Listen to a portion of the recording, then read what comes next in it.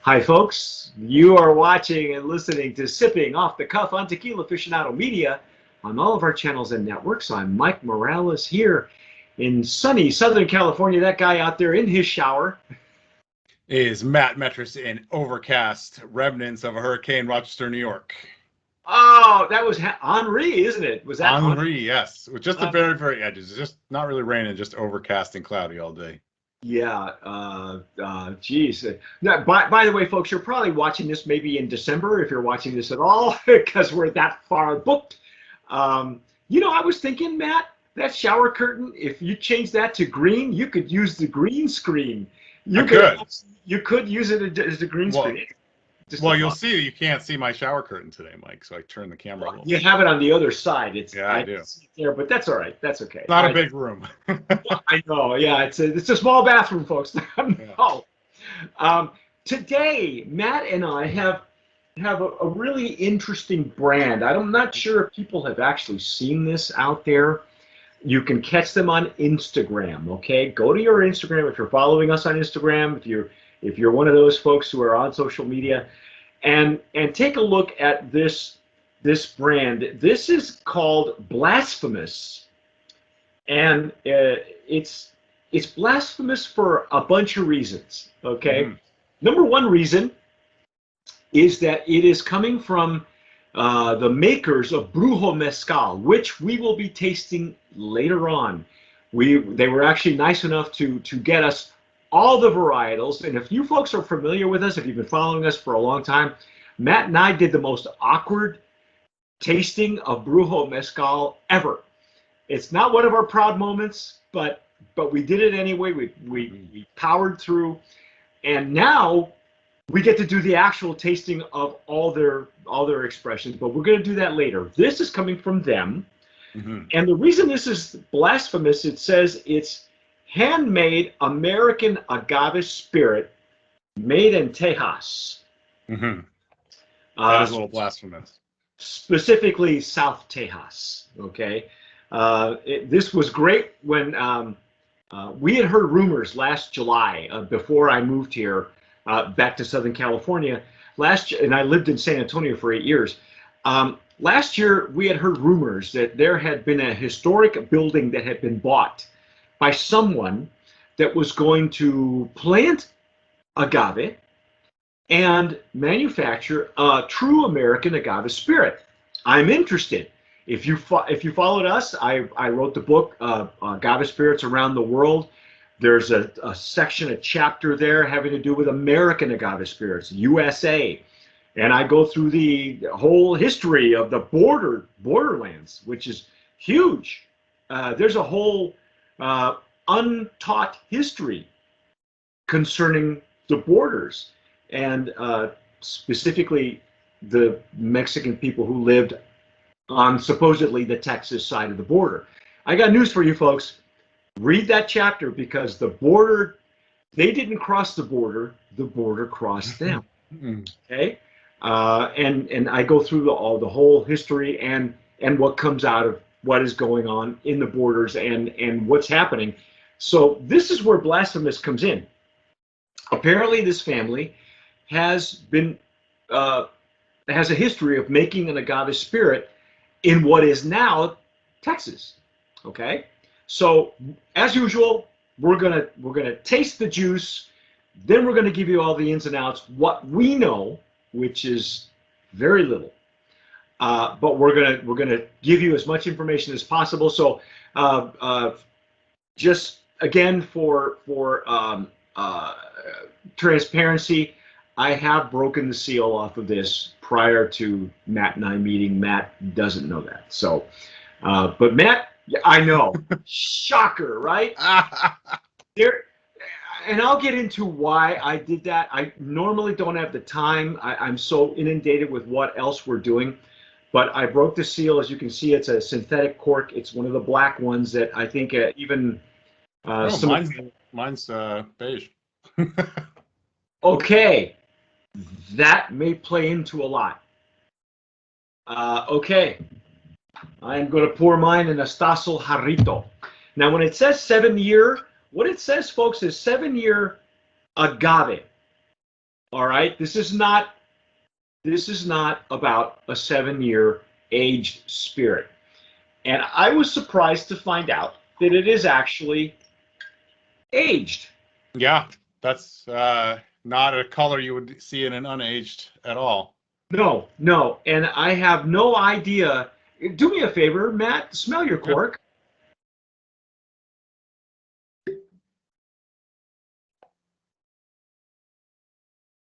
It's not too much to it. Okay, good. Definitely got some mezcal familiarity, some of that smoke. Yeah, there's a little bit Yeah. in the neck, but okay, good. I'm glad we cleared that up. All right, and I'll be a little bit more specific later on. So I poured myself a much bigger pour than I normally do. Um, it's a beautiful color. I have no idea what it's being aged in. It's got a nice brassy copper color, though. It's pretty. It's very dark. Yeah. I'm waiting for some legs and tears. Very, very thin on my end, on the legs and tears. Yeah, mine too. And you know what? And I'm okay with that. I'm all right with that. I'm not looking for thick tears. I'm not looking for extra glycerin that doesn't belong there. Not that it's a bad thing. It is allowed by the CRT. It's a lot of rums do it. Pretty much everybody in the outside of the agave spirits industry is doing it, and the agave spirits industry does it. Oh, there we go. Yeah, you got a little bit there. Yeah, yeah. Can you see it okay on my screen? Yeah, absolutely.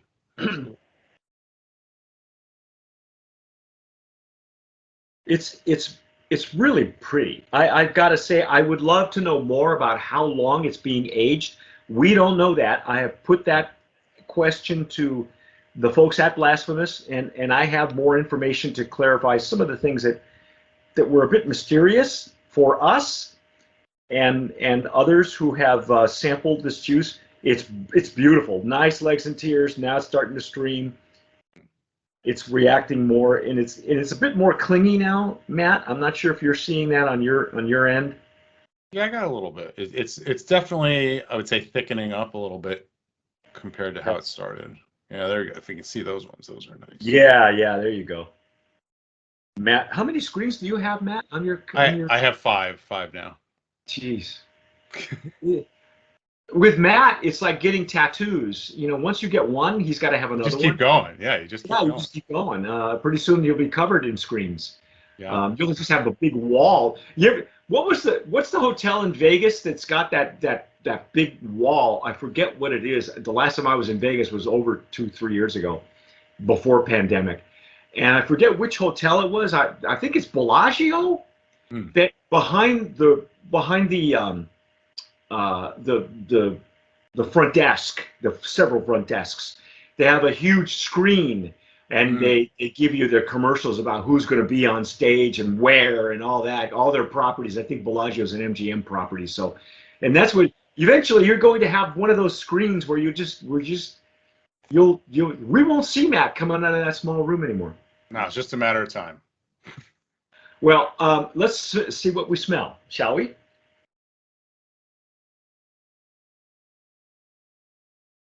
And I'm going to rely on your nose, Matt, primarily. Okay. There's a reason for that. Okay. Okay. We're getting a fair amount of ethanol up front. Do we know? Oh, it is 40. It is 40%. I just double checked that. Yeah, it's a. And I am using the wider mouth mezcal glass. Oh, okay. I'm using the tequila glass. It's got a more narrower mouth. It is an 80 proof, so it's not. I will follow up with my other Stossel as well. I wasn't sure if the other two expressions are aged because I haven't opened them. I just did the 7-year. Again, it's 7-year aged agave. All right, that's the plant that's been in the ground 7 years, so it's a more mature agave. It is, and I'll tell you this now, just as we start to clarify a few things. It is a blend of espadín So it's a blend of espadín and patatorum from Texas. Okay, and I'll Yeah. explain more about that, how that works. All right. I'm not super familiar with Patator and what it would smell like. I'm not picking up a lot of espadine. I'm not getting a lot of plant at all.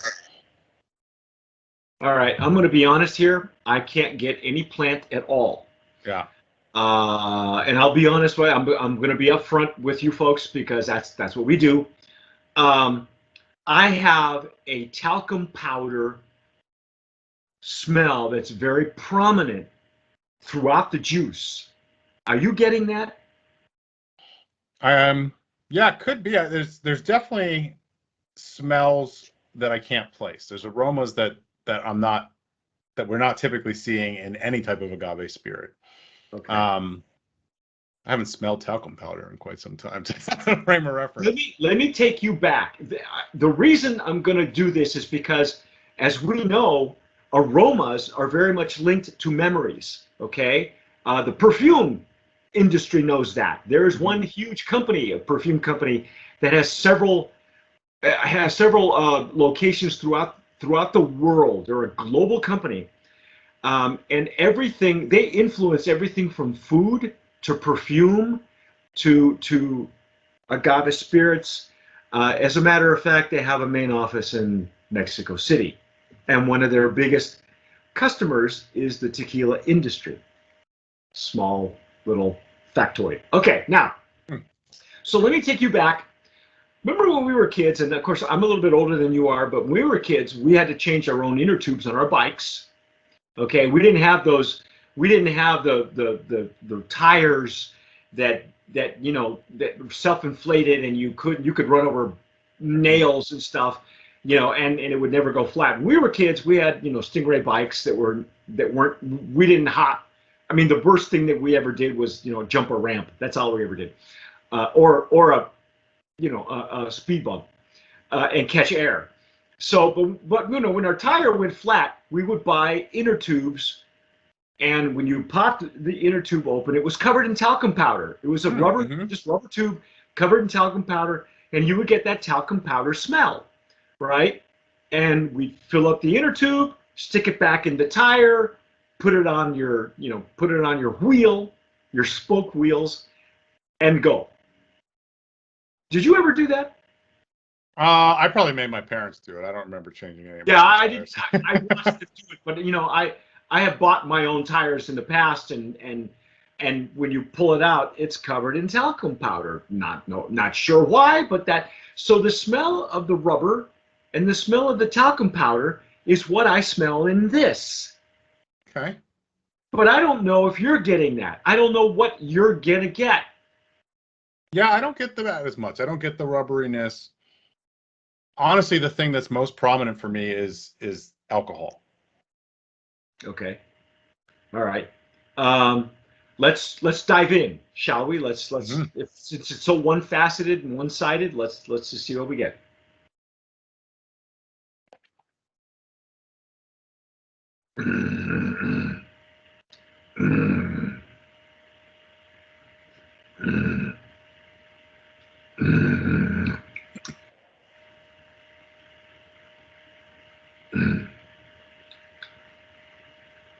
Okay.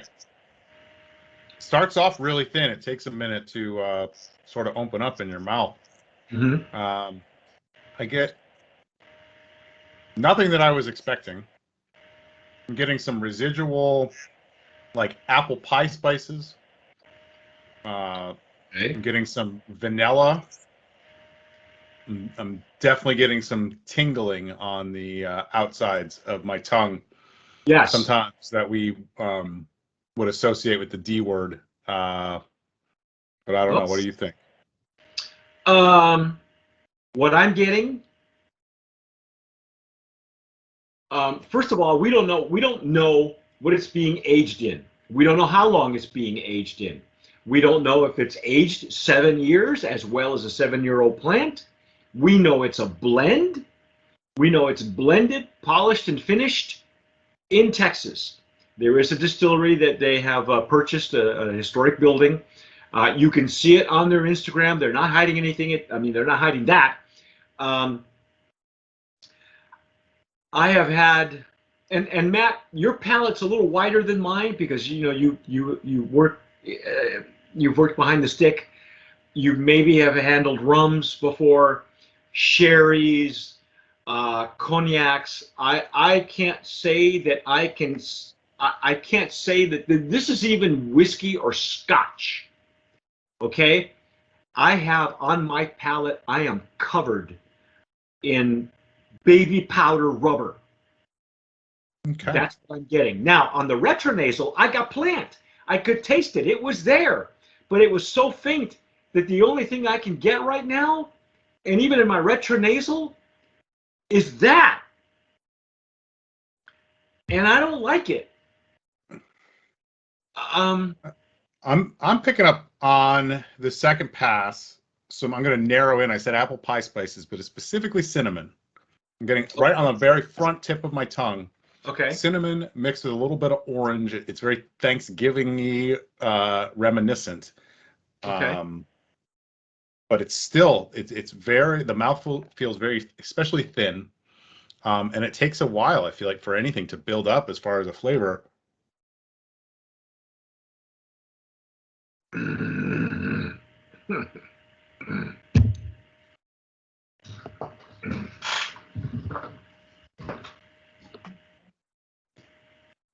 Oh, lost Mike. Okay. It's that kind of day.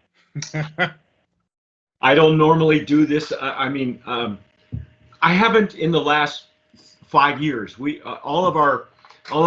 the majority of our tasting crew, our senior tasters, our TJs have been with us now for 5 years, folks. And prior to them, Alex and I would do many of these a night, and you can't really even swallow those. You try not to because one of us has to stay coherent. So, the spit bucket is your friend. And I say that on my Catador course as well. Get a spit bucket. You're going to need it, especially if you're doing several of these at once. And when you're doing tastings, as a judge, everybody gets a spit bucket. And spit buckets are emptied as frequently as samples. Okay? The reason I had you smell your cork is because I was very surprised. Again, this is sipping off the cuff, folks. I know we're going to go a little over, but you deserve to get this kind of information. It's rare. It's rare that this happens anymore. But when synthetic corks first came out, I remember the dark ones and some of the lesser quality synthetic corks would leach into the spirit and leave a residue. Sometimes it was just disintegration. Sometimes it was strictly rubber. I am severely getting baby powder and rubber. And it's like for those of you who are older, it's like that inner tube smell. Okay, that's the only thing I can. If you don't know what that is, go find yourself an old bike shop and go in there and smell some of their rubber inner tubes, and they'll tell you, yeah, that's what it smells like. At first, I thought it was the paint they were using to black mat the bottle was leaching into the product. Then when I pulled out the cork, and like I said, I hadn't seen this in a long time. It's dark corks. I think Del Maguey now has all synthetic corks, and they went through several batches where some of them did leach into the product, and you had to get them off the market. You don't have that. No, I have a very different cork. And that's the kind that we normally see now. It's a white cork. The black ones are not uncommon. It happens. It's okay. I mean, as long as it's not leaching into the product. So first I thought it was the paint. Then I thought it was the rubber. It has to be the rubber. And I can't give a valid evaluation of this 7-year because I feel that this is a tainted lot or a tainted bottle. I'm not sure who's in charge of selecting the cork. Anyway, that's I can't. Only on the retronasal am I getting plant. I'm getting lip numbness. I'm getting all the right signs. But even Matt is not totally convinced. I guess for the 7-year. All Yeah. right. So let me just be upfront and give you the information that we know. All right. Number one, um, uh, the as you can see, they're positioning this brand as an American agave spirit, and they do have a working facility in South Texas, Roma, Texas, I believe, is where it's located. I asked them a series of questions because none of this information is available to us, not on their deck, on their information deck. There is no POS. It's not on the bottle either. So here we go. Follow me here. They've been forthcoming, but I've had to ask them these questions because it's just not there. These are questions that Matt and I and people are becoming more and more educated, and you know, your customers at Selena are going to ask this question, right? Mm-hmm. All right. I said I asked them the question. The original juice from Oaxaca is being shipped and bought to Roma, Texas. I'm assuming this is already double distilled, and they said yes, that's correct. The finishing and polishing is done in your copper stills in Roma. The resulting agave spirits is technically a triple distilled, correct? Blasphemus, they answered, is a blend of Mexican agaves distilled in Mexico and from American agaves distilled in Roma, Texas, in a lesser amount. Okay, so it's primarily espadín, and then they said they're using patatorum. The distilled spirit that comes from Mexico is finished in stainless steel tanks, where we add the organic flavors and wood. Okay, that's a little. Again, there's a little bit of a language barrier because I believe that they're primarily Spanish-speaking people there, and they're translating in English, which I wish they would just send it to me in Spanish because I could do it a little bit easier. But anyway, that being said, what comes from American agave is produced and finished to 100% at the distillery in Texas. Then both spirits are ready. We blend them together. So this is a blend. Not uncommon. It happens. It happens in the, you know what? Sherry invented it, the Solera method. You know, technically speaking, even in tequila, an extra añejo has to qualify if some of the juice is 3 years old and older. It doesn't have to say specifically that this is a 7-year-old single barrel. All right? It's up to them to give that information to the consumer, put that on the label, and make that a different type of extra añejo. So all we know in the tequila business is that if it's extra añejo, if it's an XA, or super añejo as it is called internationally, it's 3 years and up. It could be a blend of 7 and 5 year. And even in rum or sherry or whiskey, when they blend an older with a younger, they can take the older age and claim that it is that. Okay, so this is not a big deal for me. I don't know if you, Matt, not a big deal. Yeah, Yeah. I mean, you expect even in non-tequilas we see in mezcals, we see blends all the time, and there's lots of great stuff out there. Yeah, you know, tequila, even mixtos, 70-30, you know, 70-30 blue agave and 30% other sugars, and then depending on which brand we're talking about, this other sugars could be a specific other sugar that is part of their recipe, and that's cool too. I'm good with that. I'm all right. It's all right. Let's see. For the bulk of the distilled agave that we are producing in Texas, we intend to rely in the future exclusively with what is planted and sown on our land in Fronton, Texas. We are still defining and mixing the mixture of agave varieties that we will harvest in our land. So they're in the process of actually planting, bringing older plants from their farms in Oaxaca. You know, they're doing all the physical labor, and that's a lot of work. Okay. So they're moving. I asked them, you're moving mature plants onto your property in Roma. Sounds like a lot of work. Yes, they said yes. It's still hard work, but it is possible. although we are struggling with some technical issues. And yeah, there would be some logistical technical issues on what can be grown there, how does it grow, all that stuff. I mean, the logistics on that, I don't even want to know. Um, and that's what we know so far. Okay, that's pretty much the bulk of the information that we have. Now I have, when I opened my sample before we did the tasting, and I found out that it aged. Now I have a question. What is this being aged in? I'm going to do this one last time. I know, folks, we're 25 minutes into this, but if I don't do this, it's going to drive me crazy. All right, I'm going to pour some in my hand. I'm going to diffuse it. You've seen Matt and I do this on a few occasions. Okay. If you're still not sure, you know, if something funky is happening, I've done this before where sometimes the barrel that they're using has got mold in it. You know, it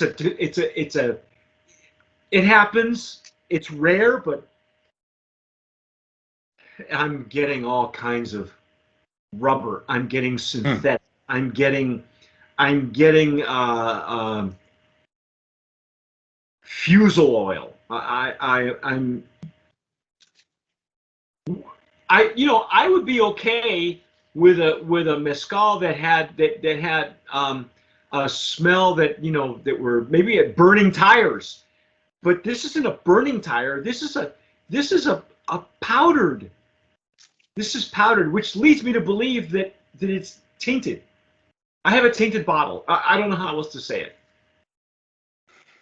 Yeah, I get more plant doing that. See, at least you're getting plant. I got nothing. Yeah. I got nothing. I can't. Okay. Well, you know, is this sticky? Are you getting any stickiness? Yeah, it's a little bit residually sticky. Yeah, and that could be glycerin. Yeah. I don't know. I don't. Again, I don't know if this is artificially colored. If that's the case, then they're using wood chips or not. I don't suspect that that's the case. I'm going to err on the side of caution and just give them the benefit of the doubt. But that's what I got for last 7 year, and that's what I'm sticking to.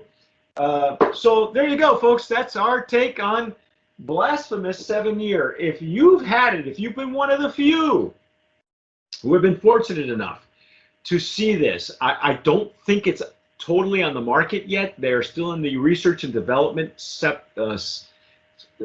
Hopefully, you know, they're trying to work the bugs out. Mm-hmm. They're on the verge of something. Their marketing is slick, but they need a little bit more transparency. We'll go into more of the backstory. I'll tell you what more of that as we go through the 11 and 17 year. But as far as I'm concerned, that's our take on the 7 year Blasphemous. Stick with us, folks. This is going to get more and more interesting. Okay. You have been watching and listening to Sipping Off the Cuff on Tequila Aficionado Media on all of our channels and networks. Please subscribe to us if you're watching us on YouTube. If you see us on Facebook, follow us. Follow Matt on his Instagram as well. He just took these stellar pictures of his trip to Arizona. Of course, this could be December by the time you see this. Yeah. You know, and don't forget to give us a like if you like this video. Great. Give us a like. Hit the notification bell. You know, if you give us a like, that's great because it helps us with the algorithm. I'm Mike Morales here in Southern California. That guy out there is Matt Metris in Rochester, New York. Whatever you do, folks, sip wisely. Tomar sabiente.